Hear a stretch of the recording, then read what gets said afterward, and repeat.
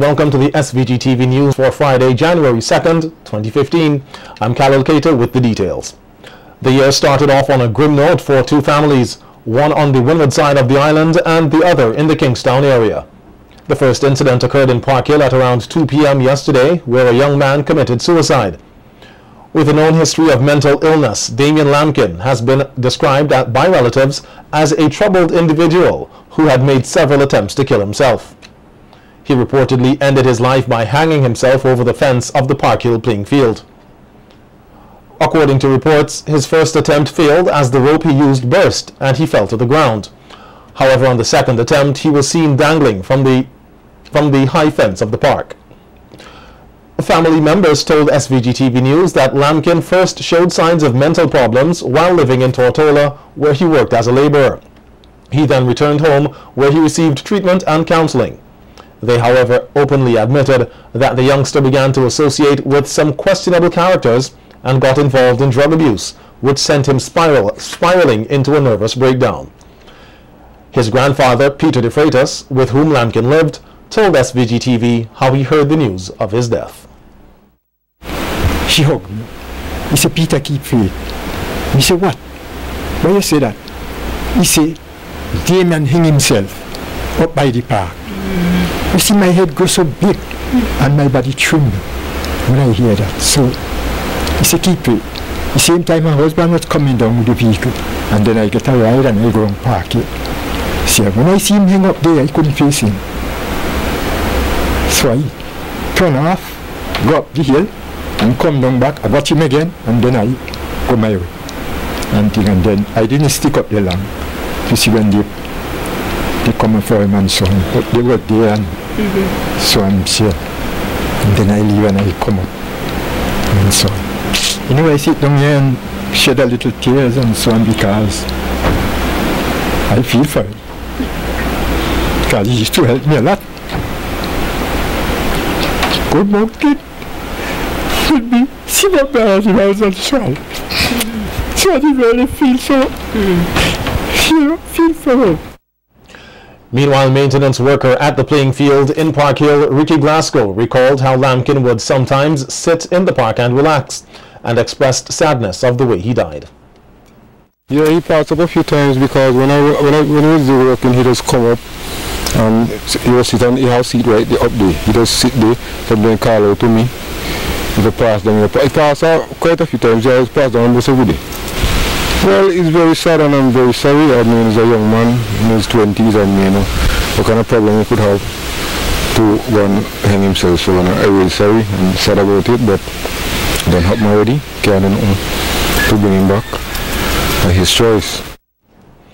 Meanwhile, Vasco Lampkin, who is the uncle of the deceased, is advising persons with mental, drug, or other problems to view his nephew's death as an example of the need to get the necessary help and turn their lives around. Vasco noted that although his nephew was a good person, his choices in life made his existence complicated, which unfortunately led to his death. Anybody out there who is smoking weed and smoking drugs and things, I'm saying it's not something nice to do, you know what I mean? And I said, if people put it this way, you follow friends. If you have friends like that who encourage you into smoking, they are not your friend. Just separate yourself from these kind of people, you know what I mean? Because I want you to learn from this experience what happened, because they say that's drugs and whatever drugs he smoke, I don't know, you know what I mean? Because me personally, I don't smoke, I don't drink. My life is to try to live my life for God, and I try to talk to him out of the smoking. He said when he ready, he will stop. I talk to him about God, tell him how to live his life. He have to forgive certain things and forget, and he will listen and stuff and thing. And I just want to say that let people learn from what happened and focus on the things of God, because without God, you have no life. In another incident on New Year's Day, a father and son were shot by masked gunmen in Monkey Hill in the New Montrose area. While the son, Shafel Kwashi, survived and remains in critical condition at the Milton Cato Memorial Hospital, his father, Elias Brown, was not so lucky. He died on the spot at the shop where he operated at around 8 p.m. Barely able to console himself, Kenrick Kwashi said he was informed of the incident by the police. She come and tell me that my brother got shoot. My brother and his son got shoot. One you shoot in the ribs, and then the next one you shoot in the neck. So I asked the police, who go shoot in the neck? His son. But then after that, I start to mumble myself today, there, and over there, where I see the mark, there be the shoot, brother, and thing. Alan Brown, who lives in Chateaubelair, was at the family home in New Montrose today, where his brother and nephew were shot. He says Elias had changed his lifestyle and, up to the time of his death, used to preach occasionally. He said that Elias was also trying to get his son to follow the straight path. Brown, who is a farmer, said he will miss his brother and is calling on the relevant authorities to step up their fight against gun-related crimes in the country. Very, very bad. What you miss most about him? Well, I know he used to go to church and do his little preaching, and I know that is very good of him. And he now start to live his life. And I feel really very, very bad about it. Well, I think it's very bad for the country. And I think, and I believe, and I know the police and them want to do something.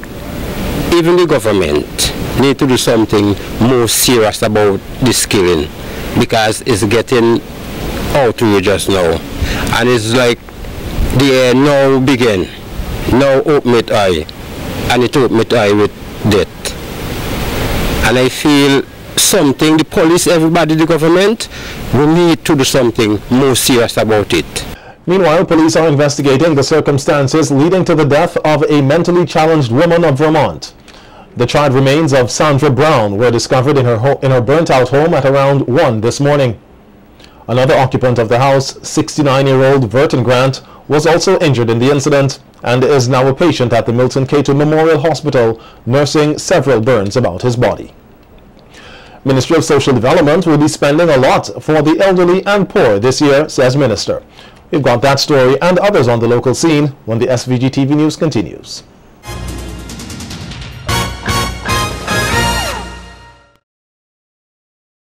Welcome back.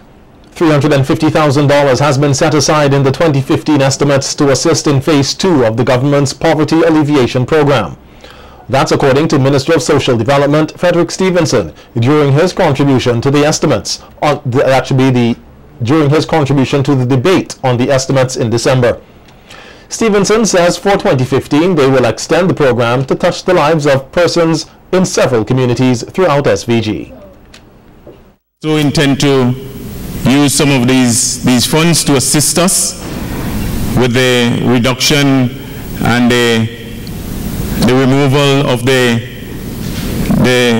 basic charge on the water meter for persons who are elderly and those who are in need, Mr. Speaker, the indigent persons. Mr. Speaker, we had put a sort of curtail on this program some time ago because what we found that the indigent who really this program had advanced for, the number of persons who lived in the homes of these people who are working and who can afford to pay the basic charge, but they maintain their water bills in the name of the elderly person and the indigent person, so that the basic charge trying to beat the system. Yes, Honorable Minister. Stevenson added that in 2013 the ministry spent close to $1 million in the provision of uniforms and other school supplies for the needy children, and has done so again in 2014 and will continue to do so this year. These are trying times, but this government continues to work well and to do well. We're always reminded of the words of the psalmist who says, "Blessed are those who consider the poor." Yes. I paraphrase it to say, "Blessed are those who consider the poor. You'd have good health and long life." Meanwhile, Stevenson said over $900,000 has been allocated for the Home Help for the Elderly program. According to the minister, there are close to 100 home care providers assisting nearly 300 elderly citizens in the country. He said the program was criticized when it was first initiated, but now it has been receiving great reviews. Do not only go in to comb their hair, give them a bath, but we have some good home care providers who do a little cooking for the elderly and provide them with a hot meal when the day comes. Mr. Speaker, this is an excellent program. We have trained quite a number of persons, and we have trained persons who can seek employment outside of the ambit of the Ministry of Social Development. The pediatric ward of the Milton Cato Memorial Hospital, the MCMH, received a quantity of baby items today from the non-profit organization, the SVG Helping Hands Incorporated. SVG Helping Hands Inc. will also be making donations to several preschools and clinics throughout the country. Local representative of SVG Helping Hands Inc., Sharon Charles, who handed over the items, which included clothing and toiletries, said that the organization was established by 3 family members to make a difference here in SVG.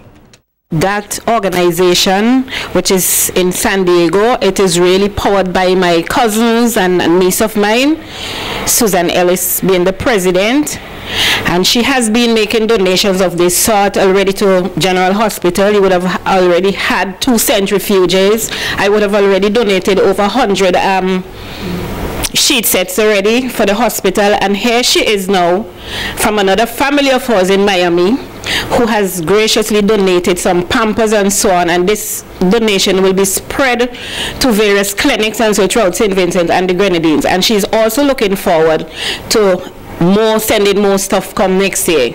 So this is just a tip of the iceberg for this 2014 stuff.